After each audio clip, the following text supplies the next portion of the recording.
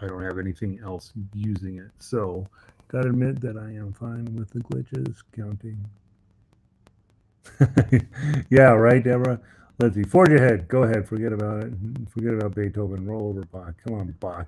Um, anyway, everybody's here. Hopefully, you just get used to me having a deeper, more resonant voice, playing in a different key than you, and that'll. I don't know. Let's just go with that, huh? We got a lot of people rolled in today. Please say hi over here in the chat box. I'm you guys went way too fast for me to keep up with that, and that's awesome.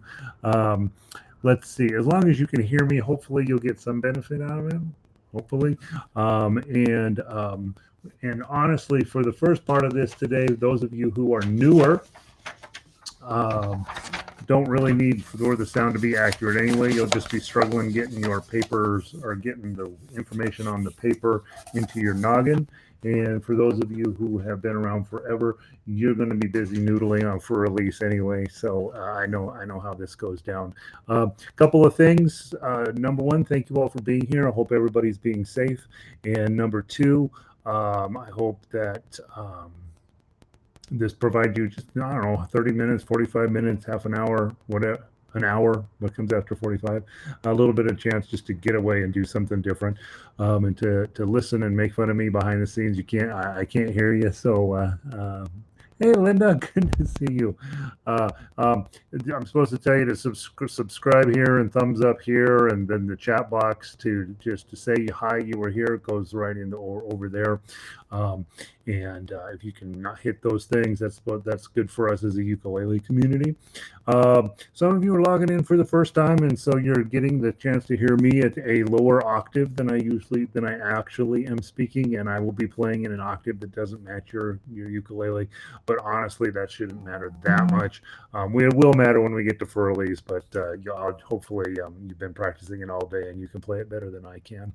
Um, all of our resources for these videos are housed at jollyrogerukulele.com. So if you don't have the sheet music in front of you, just go to jollyrogerukulele.com and you can download the sheet music for today. Um, and if you are a teacher, I'm going to leave most of the intro level type stuff, the paperwork and the lessons and all that stuff, just laying out there for you to pick up whenever you want. I think what I'm going to do is create a subscriber area for the more advanced stuff so that I can kind of keep a track of who's got that and what they're doing with it. Um, let's see who else is in here. Oh, I'm glad everybody.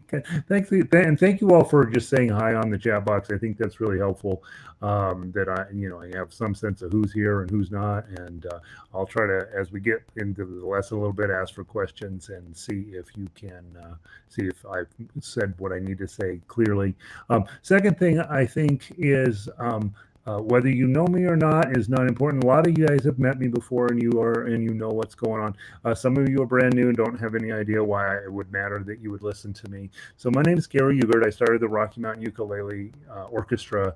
I don't know, it's getting to be 8, 9, 10 years ago, a ways back. And during from really from the that point on, I've been just teaching hundreds of students how to play ukulele in a little bit different way than you typically find on YouTube, and when you typically find when you go buy your ukulele book or they send one in your ukulele that you bought. The tendency is to teach you the C chord first, and then hope you don't quit.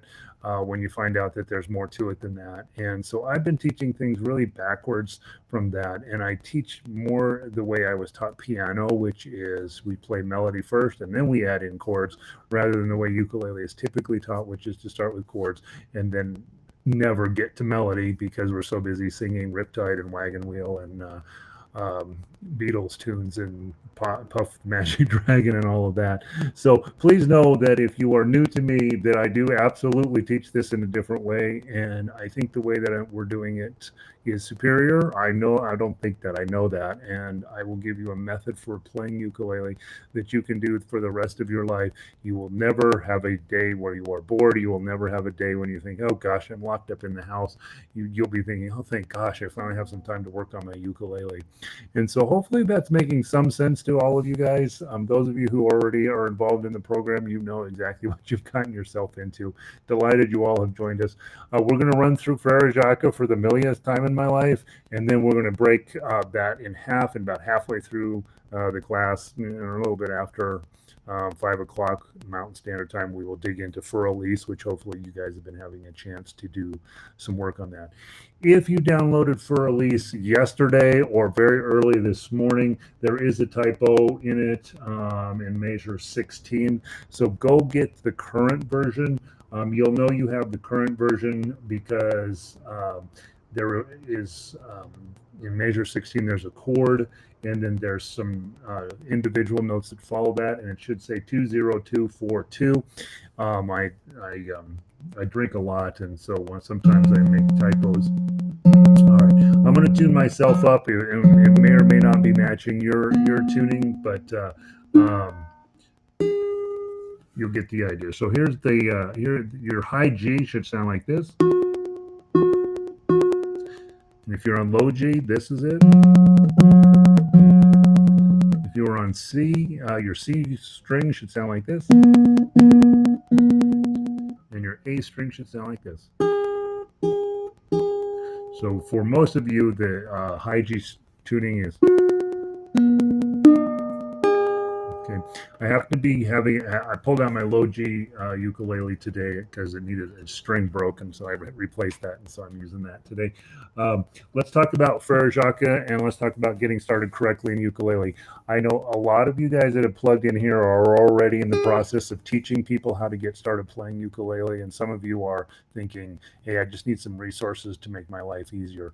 If you are teaching people in the traditional way, which is to run out and grab Riptide and teach them those 3 chords, and then have them strum that, and then have them strum Somewhere Over the Rainbow, and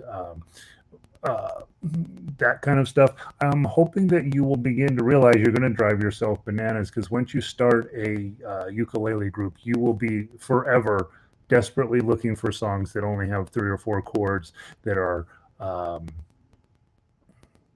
that don't suck, I guess, is the easy way of that. And it's going to wear you out. It would be much better for you to pick a standard repertoire and really teach those and really get your students where they are at this high level, and then they start running the show. I can tell you at the ukulele orchestra that I run, I am no longer the most important thing by a long shot in that group.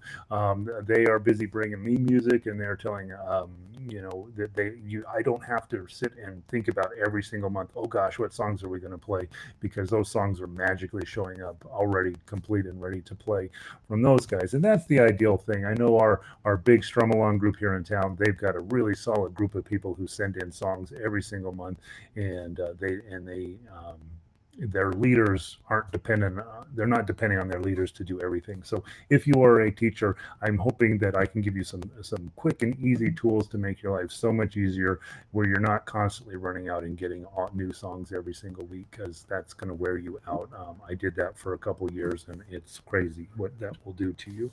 All right, let's talk about your tuning sounds off. Yeah, we're having some internet lag, which is reduced, and it could be just Sunday. Everybody's watching Netflix on the planet, and so my voice is lower, as well as my tuning sounds off, and so that's just one of those kind of bummer things that we're going to deal with today. So yeah, I apologize if you're just logging in.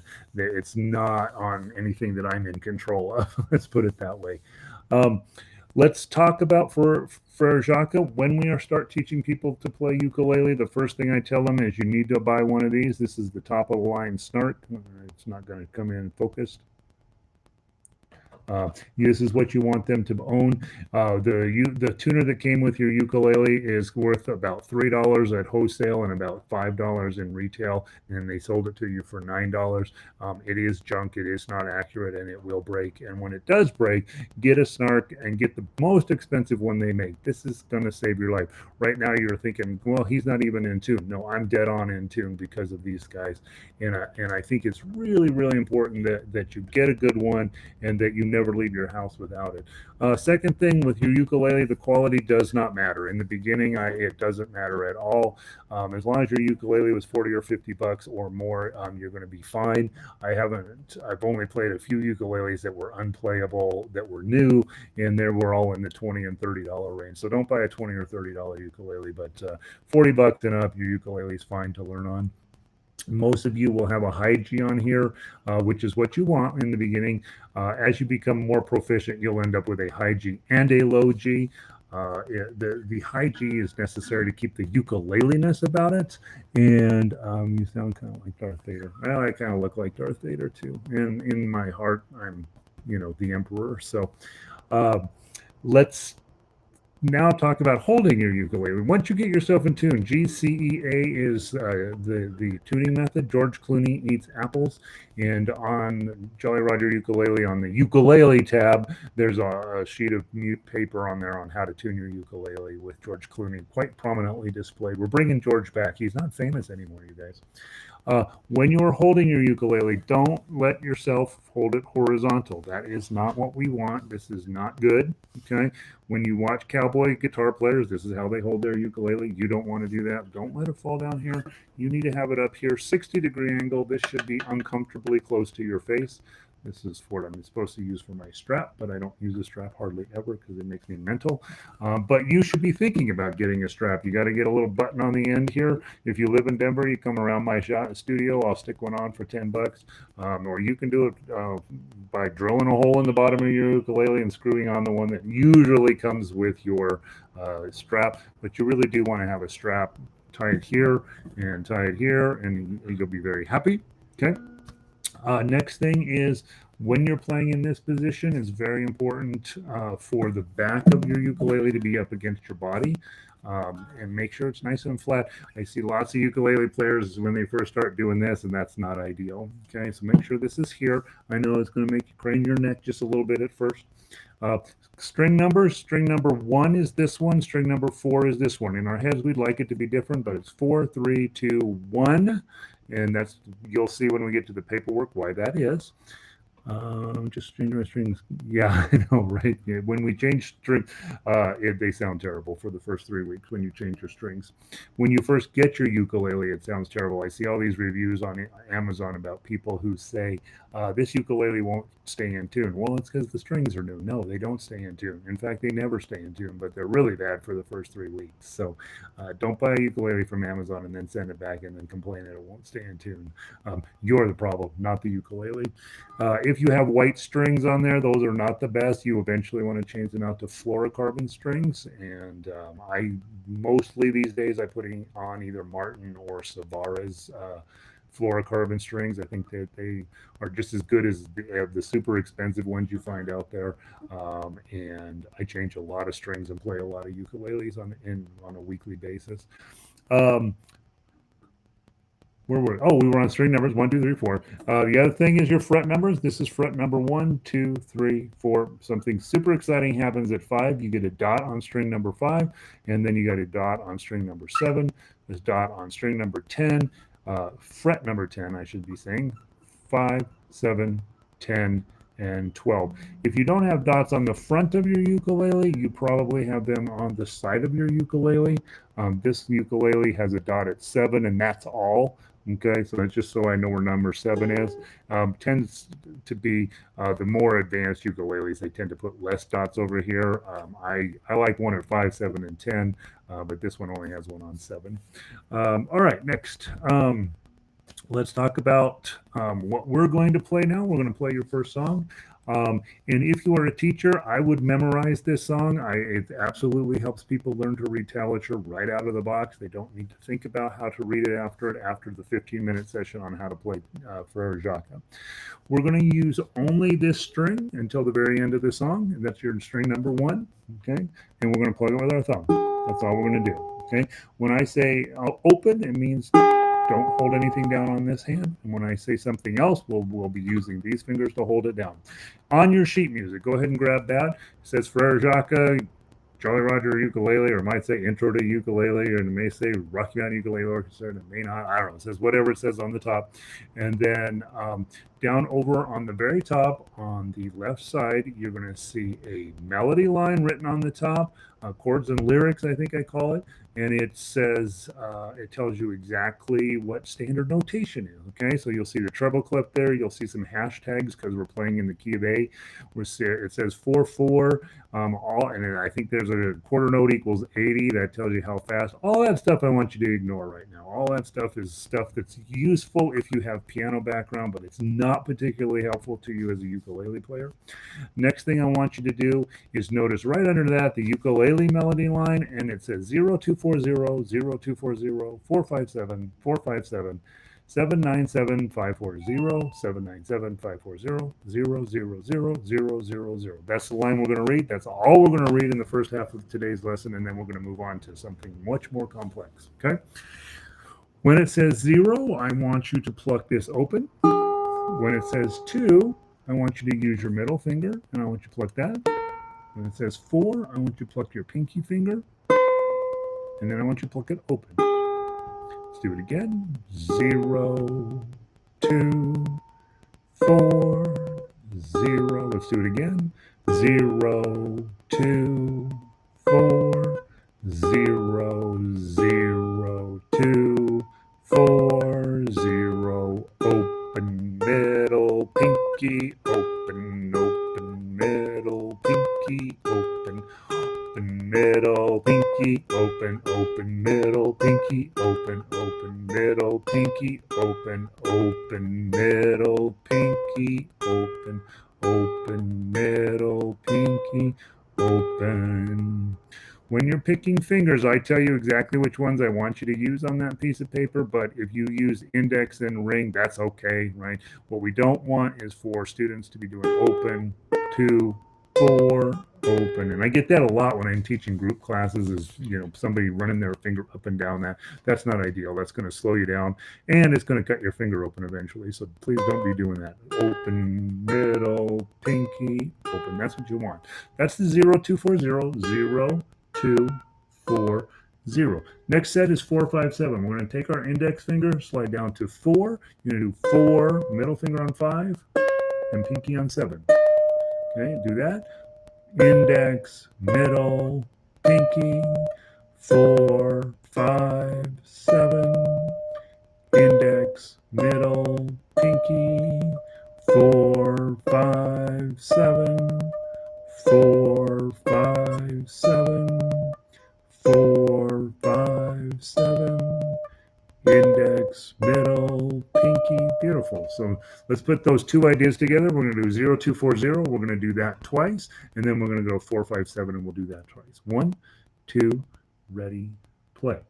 0, 2, 4, 0, 0, 2, 4, 0, 4, 5, 7. 4, 5, 7. Couple of things that I want to point out here. At no point have you seen my thumb jumping up here. If you are playing and your thumb is up here, you are making your life way harder down the road than you don't even know it yet. This is not what we want. You'll see almost every YouTube teacher seems to be having their thumb up here and making your life much harder. Make yourself say right now, this thumb, it's going to stay on the perpendicular to the neck, and it's going to ride right up along here, and it's going to hang out right behind wherever my middle finger is.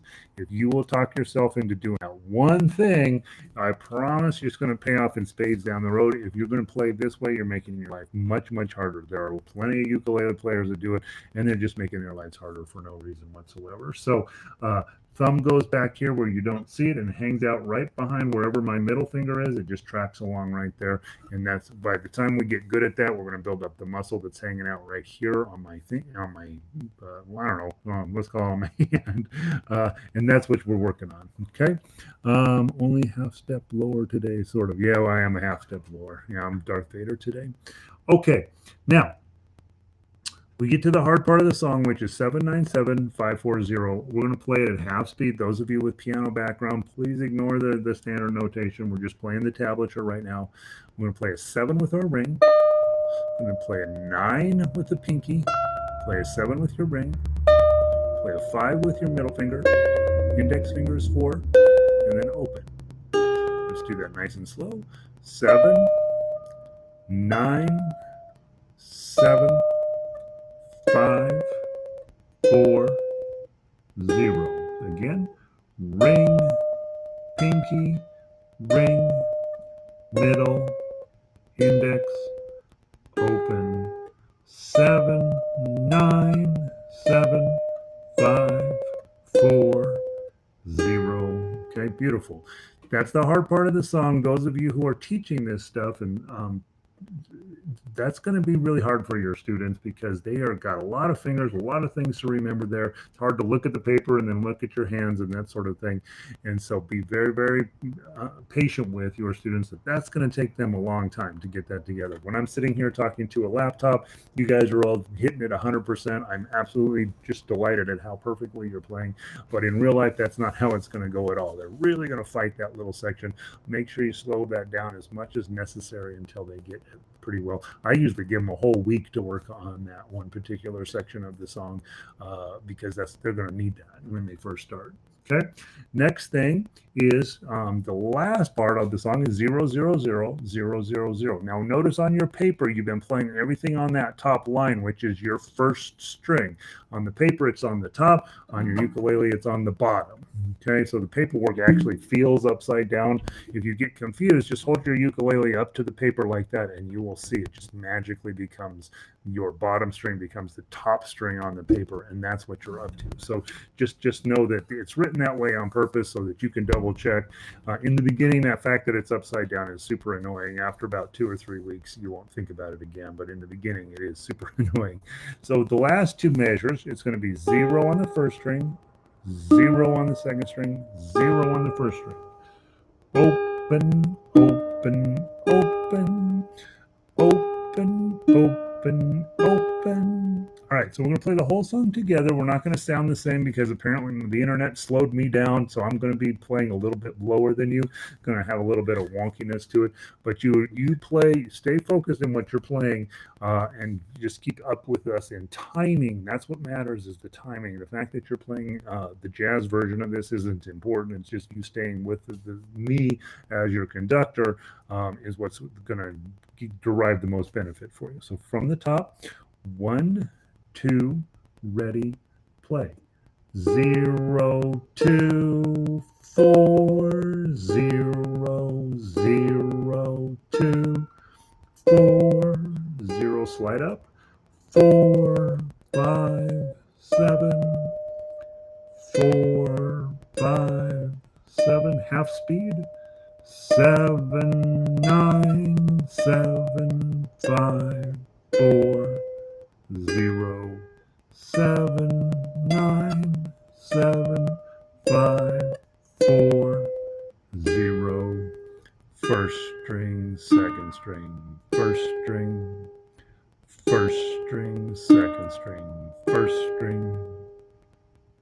And always let your ukulele ring out completely before you let up either on the chord that you're holding or anything you're doing with your left hand. Your ukulele doesn't have a ton of sustain, so let it ring out and really take advantage of how beautiful your instrument is. Hi, Diane. Sound is strange. We agree. Sorry, internet. They slowed us down again. We're just too popular, apparently. Okay, now, that's Frere Jacques. If you are new, you should master that song. Okay, we're going to play it together at full speed right now. Being able to play that song is going to allow you to play all music on any fretted instrument. So what you're learning here is not unimportant. This tablature is wonderful because you can play guitar now, banjo, mandolin. They all have exactly the same tablature setup. They're all written upside down. They all show you which string to hold down, and they all show you which fret to hold on that string. And it turns out that all of a sudden, once you can read tablature, you can play a whole lot of music. And you don't have to be running around looking for something that's just as easy to play as Riptide. And it's going to make you a much more competent and much happier musician long term. What we've done is teach you how to play the right side of the piano. We haven't even talked about the left side of the piano, in which that's how we would teach you piano as well, by the way. So let's play through Frere Jacques at full speed, and then we're going to talk about the chord, and then we're going to sing through that, which will be unfortunate, and then we'll switch to for Elise. All right, here we go from the top. We're going to play at full speed. When we get to 797540, it's going to go by pretty fast if you're new, and if you're been around a while, you want to stick with me, right? You don't try to impress yourself at home. Impress yourself that you were able to hang out with me, okay? Not hang out with me. Keep time with me, all right? 1, 2, ready, play. 0, 2, 4, 0, 0, 2, 4, 0, 4, 5, 7, 4, 5, 7, 7, 9, 7, 5, 4, 0, 7, 9, 7, 5, 4, 0. First string, second string, first string, first string, second string, first string. Beautiful. That's what if you can get where you can play a straight line melody and you can do it at the correct speed, you are going to love playing ukulele for the rest of your life. Next thing you're going to do is, and I'm going to double check my tuning because if I change that string, this guy's still stretching on me. Now I am in tune, okay, and you are in tune. Unfortunately, because the internet is slowing us down, we're not going to sound the same. But to make an A chord, that's also notice on above every single measure on Frere Jacques, there's that little grid sheet, okay, and that's showing you how to make an A chord. Think of it as if I'm holding the ukulele up like this. That big, heavy, dark line on the top is your nut, okay. There are 2 dots. There's a dot right here and a dot right here. You're going to take your index finger, put it there. You're going to put your middle finger right there, and that's all you're going to do. For Elise, I'm going to not have all F songs anymore. Frere Jacques is written in 4/4 time. That means you're going to strum 4 times. When you start in ukulele and you're working on strum patterns, they jump the cart before the horse. You want to get where you are thinking of yourself as the drummer. You're going to keep a nice, steady down strum on every measure, 4 beats in every measure, every single measure, except for the last measure. That's only going to have 3 beats in it because it sounds weird if you hit the 4th time. So every single measure in there, you're going to strum just straight down 4 times. If you are a more advanced player, you're going to go in, you're going to use the face of your finger here, your fingernail face going down, and then come back up with this. So you're going to be doing 8 strums per measure. Frere Jacques. And the rest of us are going to be on Frere Jacques. Okay. If you are next level player and you've got low G, put your finger on all 4. 4, 3, 2, 1, and then you will be playing Frere Jacques, Frere Jacques, Frere Jacques. If you're high G, you probably want to be on the 3rd string, 2nd string, and 1st string. Frere Jacques, Frere Jacques. Okay, it'll sound weird if you're on the top string. It won't sound too weird. You can try it both ways and see what makes the most sense. But be thinking about cool right hand things you can do. Most ukulele players don't even know they own a right hand, except that somebody on the internet told them there's a strum pattern. What you want to be doing is 1, 2, 3, 4, or 1, 2, 3, 4, or 1 and 2 and 3 and 4 and or 1, 2, 3, 4, 1, 2, 3, 4, or 1, 2, 3, 4, 1, 2, 3. At the end of the day, we're all going to be making the same stuff on this side of the instrument. Only your level of competency will be demonstrated by what you're doing with this hand. This is what separates the newer players from the more experienced players, is how fancy and what they can do with this hand. So pay attention to it. All right. Gary, right now.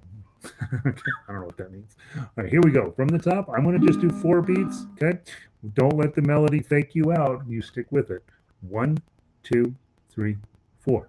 Frere Jacques, Frere Jacques, dormez-vous, dormez-vous, sonnez les matines, sonnez les matines, ding, ding, dong, ding, ding, dong.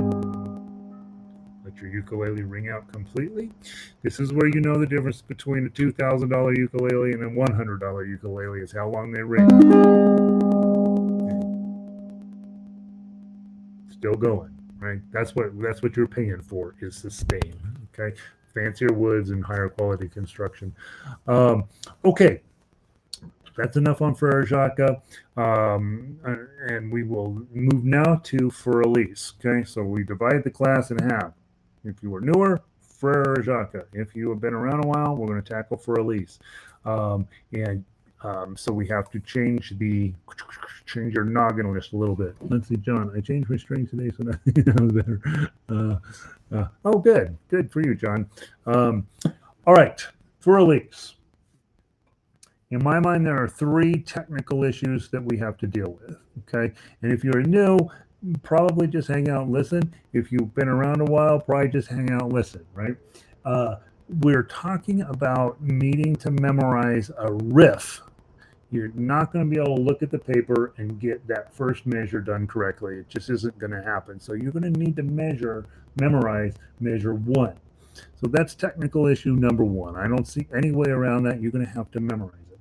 Second technical issue happens down at measure 10, basically measure 10 through 12. That section there is surprisingly difficult to get correct. And so again, you're probably going to want to put a little bit of time into memorizing those 2 sections. Now, the rest of this, you can pretty much sight read through it. It's not very complicated, but I know for sure you're going to have to memorize measure 1, and you're probably going to need to put 10 and 11 to memory as well. Probably, maybe you can do it, maybe you can't. But that gets to be a pretty technically challenging moment. The third technical issue here, and this is new with this edition. You guys are the first ones that are going to be playing. Thanks, Gigi. You guys are the first ones to play this version, and I wanted to do it this way on purpose because you're going to have to be mixing strums with plucking. Okay, and I think there's lots of ways you can approach that as a piece of as a technical exercise and a musical exercise. So what I like to do when I'm starting a piece that I've been working on for a while, I like to do them backwards, right? So start at the bottom. We're going to start and we're going to play this piece backwards.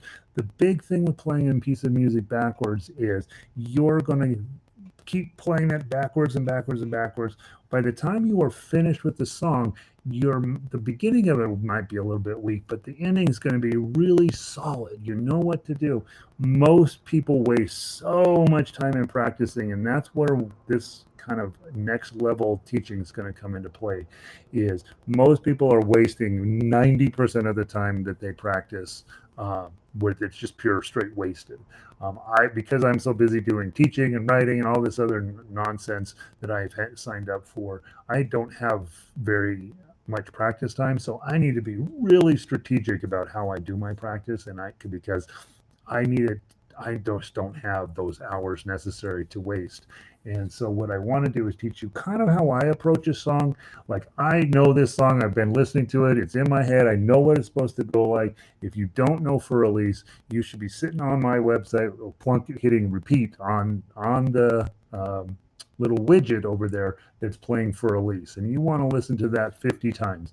Most newer students that are trying to get to that next level don't spend anywhere near enough time. Don't spend anywhere near enough time listening. They just don't listen to the song. They know this from their piano days, or they know this from their ringtone or whatever, and so they got a general sense.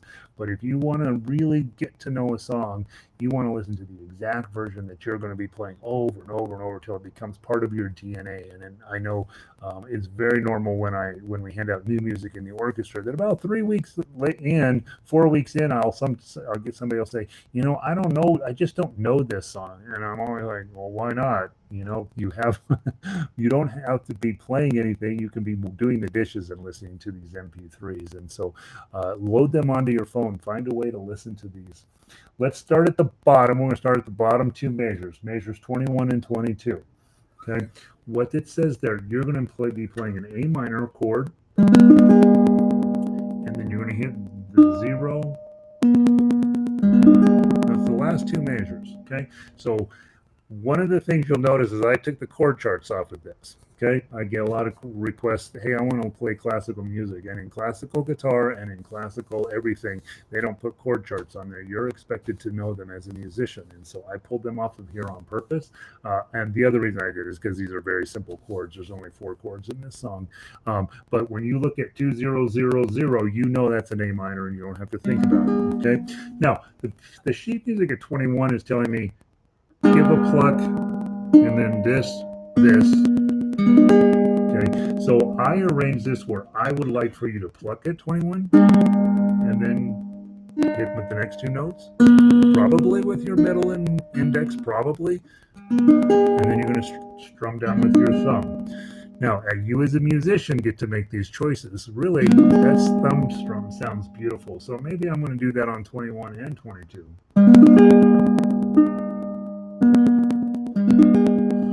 I'm going to make those decisions as a musician, and as an artist, I'm not going to let the paperwork tell me what to do. In this case, as a person practicing the song, I'm going to play it both ways until I find a way that I think I can pull it off the best. Yeah, so I would be practicing it as written, or I think it's written. Okay, that's what's written there, but I might think about. The other thing I'm noticing is that measure 21 is quarter notes. There's 3 quarter notes in it. Every single measure has 6 eighth notes in it. So when I get down to measure 21, I need to slow it down. I need to put the brakes on it because I'm going to be and I'm going to tend to run right through 21 at a ridiculous rate of speed. So bong, bong, bong, blong. That's what I'm after there. Okay. All right, so those are the bottom 2 measures. Now let's go all the way back to let's go to measure. I see another typo. How exciting! Let's go to measure 13. Actually, let's do that a little different. Let's go ahead and go to measure 1 because I want to talk about this. You guys can understand the practice theory behind starting at the bottom 2 measures, then backing up a couple more measures and so on. So that's what I like for you. The other thing that does is it makes you think about the notes and what you're doing rather than the song, because the songs don't matter. What matters is your ability to attack these songs. I want you to look at measure. Let's just go to measure 1. It's going to be easier that way. Measure 1, 7/11, 7/11, 7/11, 10, 8. That's what we got to get done here. Let's see. I played for Elise months ago on piano when I was a kid. It's all right. Yeah, good job, friend. Be sure to say and play the measures backwards. Not. Oh, haha. Okay, good. All right. Here is 7. Here is 11. Okay. You're probably going to want to use your pinky. You can use your ring finger, but doesn't feel good. You really do want to use your pinky here. 7, 11, 7, 11, 7. Your pinky's going to move to this other 11. Your ring's going to go to 10, and your middle's going to go to 8. You really have to memorize that little motion, okay? Index and pinky. 7, 11, 7, 11, 7, 11, 10, 8. Okay. The reason you have to memorize it is you are going to have to stare at this to be successful. Now, I will point out that this 11 is not necessarily required. You have the same note here at 6 on your first string. And you can play it that way. The problem is then you've got to find this 10 after that. I've moved it all the way up here so that you can stare at your fretboard. You're going to have it memorized anyway, and it's the least amount of work to do it that way. But if you're like, no, I'm not going to do it. Gary says 7, 6, 7, 6, 7, and then I've got to find this is that note. There's a 10 there. So it ends up being much harder to finger it that way than by what I have here on the paper. And so I would be thoughtful about, I didn't arrange this way on accident. I arranged it in a method where your hands are going to be exactly where they need to be down here. So you don't got to be flying up and down the fretboard. Um, I've noticed a lot of our more advanced ukulele players will go through and they have notes up here and then they've got a note down here. And rather than Jacques flying down to get it, they'll go ahead and move it to a lower string but higher up on the fretboard. That works if your ukulele costs more than $100. Okay, so if you've got a $50 ukulele, these notes up here are probably not going to cooperate very well with you. But the technique is what's important, and understanding when you're playing music at this level, you may have to be thinking about, I probably ought to get a solid wood ukulele. That I probably ought to buy a ukulele that has a little more horsepower behind it. I know that. Um, yeah, that's exactly what I'm talking about, Susan. Is why wouldn't I just stay on the first string? You can, and then you've got this other one.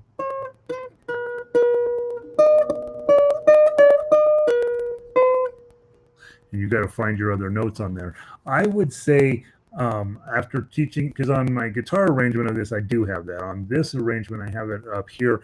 I think that it's easier to play it this way. Okay.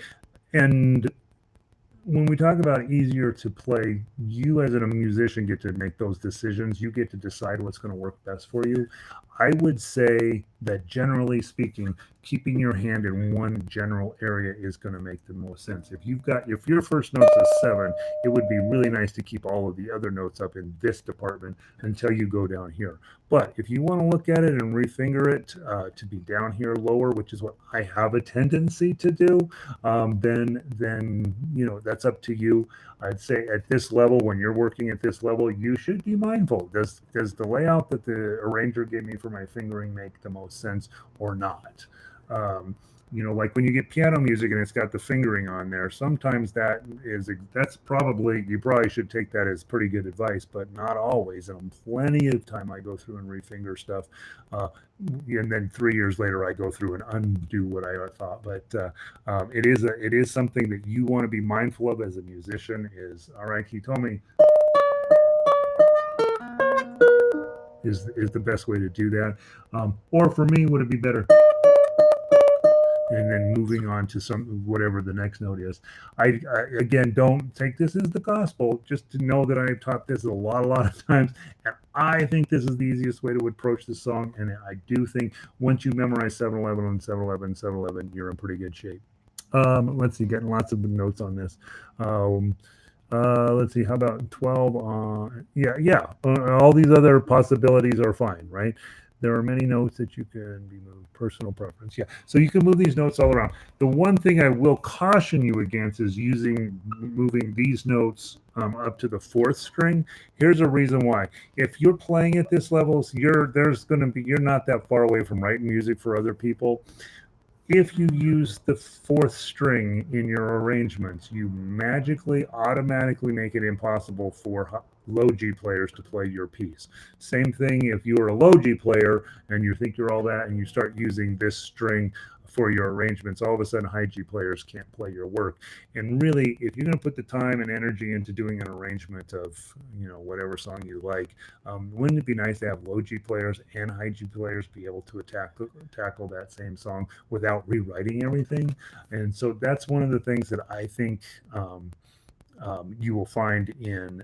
No, I know you will find this in commercially printed sheet music. They use this string all of the time, and it's unless it's a specific type of playing where you're trying to keep these strings ringing out, there's no reason in my mind at all to use this 4th string ever, except for strumming. And so again, just be mindful as you're getting ready to write your own music and thinking about your own arrangements. What do I want out of this? If you just want to write arrangements for yourself and you're perfectly happy with that, then use this 4th string as much as you want. But if you are arranging for other people, try to keep the melody down on these lower strings, or higher pitched strings, however you want to think about them. These 3 strings. That way, you're not wasting your time and you get double the bang out of it, right? In fact, the mistake I had on here, Christy sent me a note and says, you know what, you've got a note there that will make it impossible for the low G players. And it is just the software had been smarter than me. All right, I want to play through measure 8. Okay, through measure 8. So I want you to play with me, and I want us to go at a crazy slow speed. I want you also to get comfortable with playing at crazy slow speeds. Most of you play way too fast, way too fast. When you're in practice at home, play really, really slow. Then when you get together as a group, then you can speed it up, right? But when you're at home and you play way too fast, da, da, da, da, da, and then you have to stop and reconfigure something, that's not ultimately going to be beneficial to you. If you play nice and slow and you know, hey, when I get to this 8, I know that I'm going to get down here and get this chord on. If you can do it at a slow speed, you will be able to do it at a high speed. But if you're practicing at too high of a speed, you'll continually make this weird moment. And so let's play at a very slow speed. Get your 7 and your 11 on. And remember, the hard move here is to get from the pinky from this string to that string, from the second string to the third string. That's the hard moment. Okay, 1, 2. I'm going to count in 6s. Okay, 1, 2, 3, 4, 7, 11, 7, 11, 7, 11, 10, 8. Strum.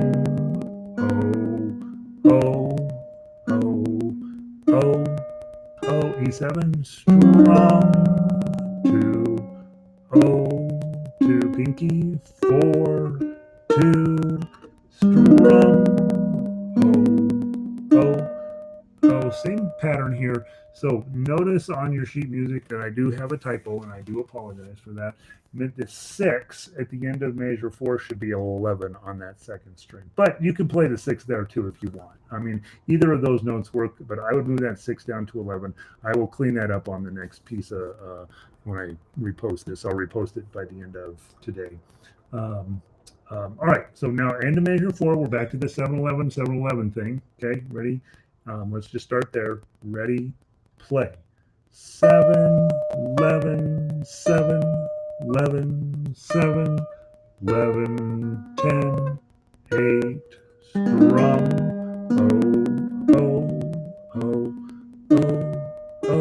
strum, 2, 3, 2, strum, 7, 11, 7, 11, 7, 10, 8, strum,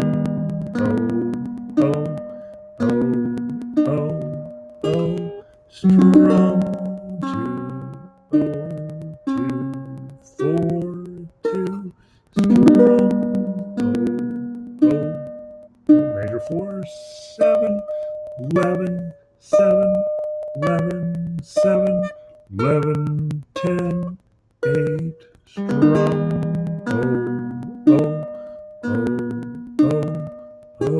strum, 3, 2, second ending, strum, okay, so that's what we're working on there. And again, I do apologize. Those 2 6s are jumping in there, and those should be 11s on the second string to make this easier. And that way, your work in memorizing that first measure then just pays off twice. All right. So that last technical challenge on this, how are we doing on time? The last technical challenge is from starting in around measure 9, going up into measure 13. You want to start measure 9 with this nice A minor chord. And you hit those 2 zeros. That gives you a chance to change position. I would go to second position. 2, 3, 5, and then your pinky's up on 7. 3, 8, 7. This is a G chord with your pinky on 5. Strum. 1, 3, 3. Pinky on 7, 7, 5. A minor with the 3 on the top. 5, 5, 3, E7, 2, O, and then that whole thing is going to repeat just like the beginning. So then you don't need to, you don't need to study this set from measure 13 and a half to measure 20. You've already studied that. You have already taken time in the beginning, so that once you get mastered the beginning of that, you've also mastered that section, and you don't have to waste time practicing it. So I'm just trying to get away. You're not spending hours and hours and hours on wasted time, right? So in this song, I would memorize measure 1. I would get comfortable with playing through measure 8. I would get comfortable playing measures 9 through 13. And then once I got that on, then I would start playing the whole song, right? And then making sure when I get to 21 that I'm being mindful of those quarter notes that are there, so I can get them.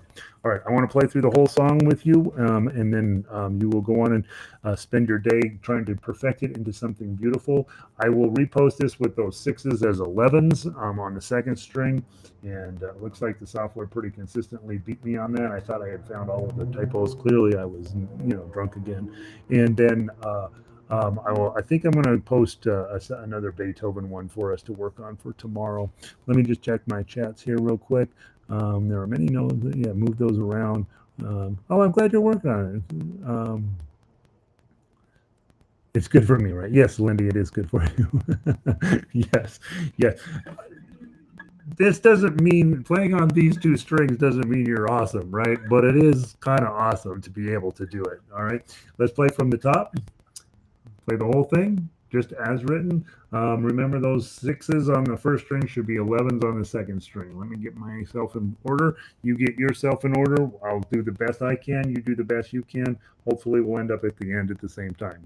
1, 2, 3, 4. 7, 11, 7, 11, 7, 11, 10, 8, strum, oh, strum, 2, 2, pinky, 2, strum, 7, 11, 7, 11, 7, 11, 10, 8, strum,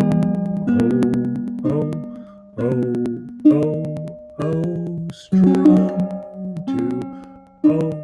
2, 3, 2, strum,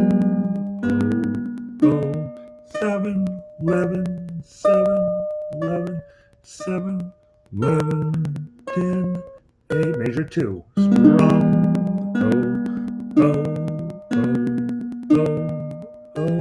strum, 2, 4, 2, strum,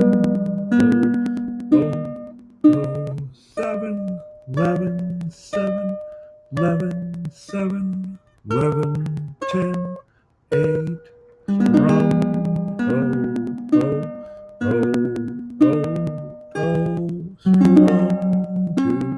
strum, 3, 2 second endings. Strum, 2, 3, 5, 7, 3, 8, 7, strum, 1, 3, 7, 5, strum, 5, 3, strum,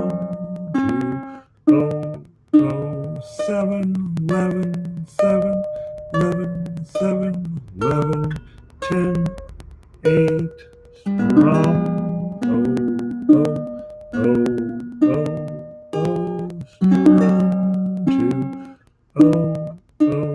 3, 2, strum, strum.